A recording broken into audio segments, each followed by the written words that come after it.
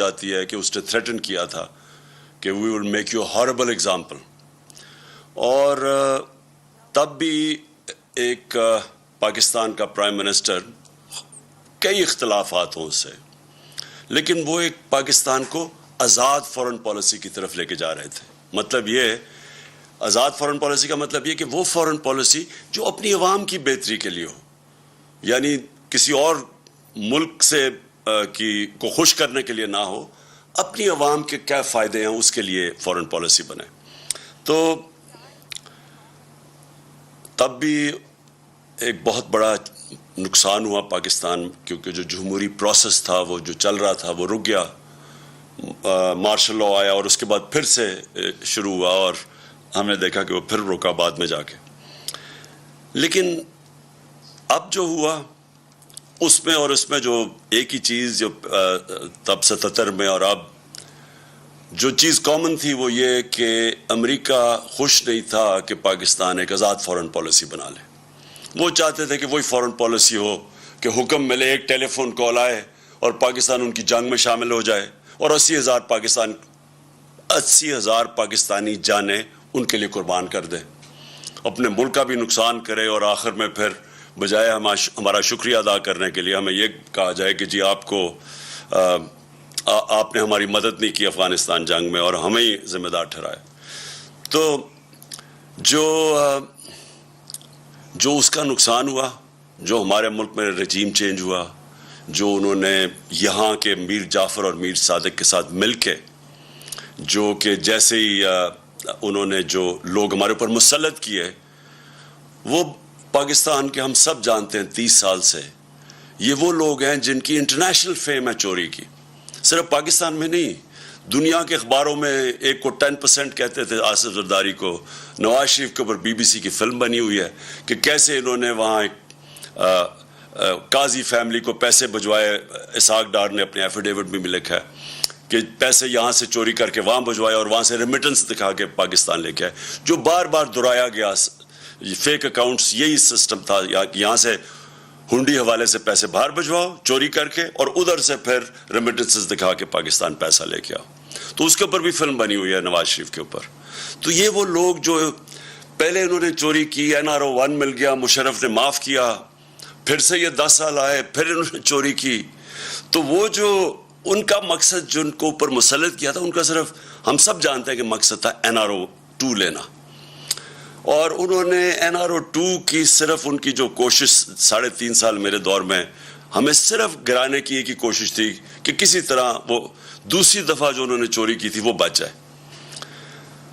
اب آج کا میں جو اصل وجہ سے میں نے آج یہ آپ کے سامنے قوم کے سامنے ہوں وہ یہ کہ دیکھیں، ایک پہلے سازش ہوئی، پھر ایک کرپٹ سیٹ اپ کو اوپر لے کے آئے، اور پھر انہوں نے اپنا NRO 2 لیا، اور اس کے بعد جو قوم کو یہ کہہ کے آئے تھا کہ ہم مہنگائی کم کریں گے، مہنگائی کے سارے ریکارڈ توڑ دیے. آج ساری قوم جانتی ہے کہ کبھی پاکستان میں اس طرح کی مہنگائی اتنے تھوڑے ٹائم میں نہیں ہوئی. اور یہ صرف 2008 میں، یعنی 14 سال پہلے اس طرح کی مہنگائی تھی. مہنگائی صرف آسمانوں پہ نہیں گئی، جو ہماری معیشت تھی، جو کہ صاف جو economic survey of Pakistan government کی جو سروے ہے اس میں جو بتایا تھا کہ ساری چیزیں یعنی انڈیکیٹرز جو تھے معیشت کے وہ سارے صحیح راستے پہ جا رہے تھے. چاہے ایکسپورٹس ریکارڈ تھی، ٹیکس کلیکشن ریکارڈ تھا، اس کے بعد جو ہماری زراعت تھی ان کی بڑی زبردست 4 فصلوں کی ریکارڈ پروڈکشن 2 سال لگاتار رہی. تو ہر چیز جب پازیٹیو پہ جا رہی تھی، جب ہماری IT جو فیوچر ہے پاکستان کا، اس کی جب ہم نے جو ان کو انسینٹیوز دیے وہ بھی 75% 2 سالوں میں ایکسپورٹس بڑھی تھی. تو جب ایک ملک صحیح راستے پہ جا رہا تھا، انڈسٹری بھی گرو کر رہی تھی، روزگار میں یہ سب سے بر صغیر میں ورلڈ بینک کی سروے سب سے زیادہ روزگار پاکستان دے رہا تھا، اس وقت کے اوپر یہ سازش کی گئی. اور پھر جب لوگ پہلے ہی تنگ تھے، پہلے قوم کی خودداری جاگ گئی. قوم نے جب دیکھا تو یہ کوئی بھی نہیں سمجھ رہا تھا کہ اس طرح پبلک سڑکوں کے اوپر نکلے گی. میں سچ بتاؤں میں بھی نہیں سمجھ رہا تھا اس تعداد میں پبلک نکلے گی. عموماً تو لوگ جب حکومت جاتے ہیں خوشیاں مٹھائیاں بانٹتے ہیں, تو پبلک سڑکوں کے اوپر آ گئی. یہ کوئی بھی جو سازش کرنے والے تھے ان کے ذہن میں بھی نہیں تھا کہ اس طرح پبلک سڑکوں پہ نکلے گی. انہوں نے سمجھا تھوڑی دیر کے بعد یہ پبلک تھک جائے گی, گرمی بہت ہے. اس کے باوجود پبلک مسلسل سڑکوں پہ نکلتی رہی, اور جب بھی ہم نے ان کو دعوت دی, پرامن احتجاج کی, ابھی ہفتے کو قوم نے دیکھا کہ کس طرح پبلک آئی پنڈی اور اسلام آباد کی پریڈ گراؤنڈ میں, اور سارے پاکستان میں لوگ نکلے.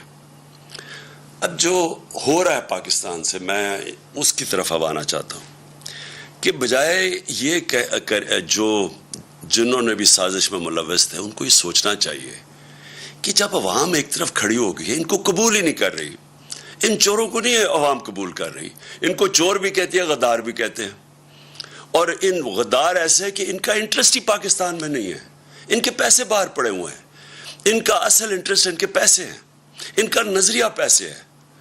دیکھیں جب نظریہ پیسہ ہو تو نظریہ پیسے کے لیے یہ ہر چیز قربان کرنے کے لیے تیار ہے. یہ ان کو موقع ملے یہ اسرائیل کو بھی ریکگنائز کریں گے, ان کو موقع ملے یہ کشمیریوں کی قربانیوں کی قبریں کھود کے, یعنی ان کو قربانیوں کو نظر انداز کر کے ہندوستان سے بھی ٹھیک اپنی دوستی کر لیں گے, کیونکہ ان کے پیسے کو جدھر فائدہ ہو. یہ پاکستان میں بیسز بھی دے دیں گے امریکنوں کو, یہ پھر کسی امریکی جنگ میں بھی شامل ہو جائیں گے. یہ روس کا تیل بھی نہیں لیں گے اس لیے کہ کیونکہ امریکہ نہ ناراض ہو جائے, کیونکہ ان کا پیسہ, ان کو خوف یہ ہے کہ باہر جن بینکوں میں اور جن ملکوں میں پیسہ پڑا ہے اگر وہ ناراض ہو جائے تو ان کا پیسہ خطرے میں چلا جاتا ہے. تو ان کا انٹرسٹ وہ نہیں ہے جو کہ پاکستان کا انٹرسٹ ہے. ان کا نظریہ پاکستان سے کوئی تعلق نہیں ہے, کیونکہ ان کا نظریہ پیسہ ہے. اب قوم ان کو مان نہیں رہی, تو اب ہو کیا رہا ہے پاکستان میں؟ کبھی میں نے پاکستان میں اس طرح کی فیشزم نہیں دیکھی جس طرح کا اس وقت خوف پھیلایا جا رہا ہے. میں نے ایسی کبھی حالات نہیں دیکھے. میں نے سوچا شاید تھوڑی دیر انہوں نے چلیں شروع میں تھوڑا سا انہوں نے ٹی وی کے اور میڈیا کے اوپر زور لگایا, بلیک آؤٹ کر دیا ہمارا. وہ ان کی بدقسمتی کہ سوشل میڈیا اللہ کے فضل سے ایک نئی چیز ہے. پرانے زمانے میں تو میڈیا کو بلیک آؤٹ کر دو تو ختم ہو جاتا سناٹا, لیکن سوشل میڈیا اور پھر کئی, میں سلام کرتا ہوں ان چینلز کو جو کھڑی ہو گئی اور انہوں نے دکھانا شروع کیا جس طرح پبلک نکلی. تو اب انہوں نے جو خوف اور ہراساں پھیلایا ہوا ہے, اور میں سب سے پہلے شروع کرتا ہوں صحافیوں پہ. دیکھیں مارشل لاء کے دنوں میں ہمیں پتہ ہے پرانے زمانے میں تو صرف ایک ٹی وی چینل ہوتی تھی پاکستان پی ٹی وی, تو اس وقت بڑا آسان ہوتا تھا انفارمیشن کو روکنے کے لیے. دنیا بدل چکی ہے, یہ چاہیں بھی تو آپ اس کو روک نہیں سکتے انفارمیشن کو. یہ سوشل میڈیا کا زمانہ ہے, آپ خبر نہیں روک سکتے. اگر آپ صحافیوں کو ڈرا کے دھمکا کے ایف آئی آرز کر کے یا لفافے دے کے اگر آپ ان کا منہ بند بھی کر لیں گے, سوشل میڈیا کا منہ کیسے بند کریں گے؟ ہر جس کے پاس موبائل فون ہے اس کی آواز ہے. وہ گھر میں بیٹھے ہوئے خواتین بچوں کے پاس آج آواز ہے. یہ ایک ایسا کبھی ماضی میں نہیں ہوا. اس لیے جو یہ کوششیں کی جا رہی ہیں یہ ایک ملک کو انارکی کی طرف لے کے جا رہی ہیں. اور یہ جس طرح کے صحافیوں سے کیا گیا, میں کیونکہ ایاز امیر کو میں تو 30 سال سے جانتا ہوں. ایاز امیر ایک ایسی آواز تھی کہ سارا جو بھی دانشور طبقہ پاکستان کا جو میڈیا میں ہے وہ سارے ایک چیز جانتے ہیں ایاز امیر کی. ایاز امیر کنٹرول نہیں ہو سکتا, وہ اپنی ضمیر کی آواز سنتا ہے, اس کا لفافہ نہیں دے سکتے آپ. اس کو وہ ایک ناڈر پڑھا لکھا انسان ہے. میری اس سے بہت تنقید کی ہوئی ہے ماضی میں, کیونکہ زیادہ تر تو مذاق اڑاتے تھے میری پالیٹکس کا, لیکن میں اس کی رسپیکٹ کرتا ہوں. اور جو اسے کیا گیا ایاز امیر سے, اس کی اس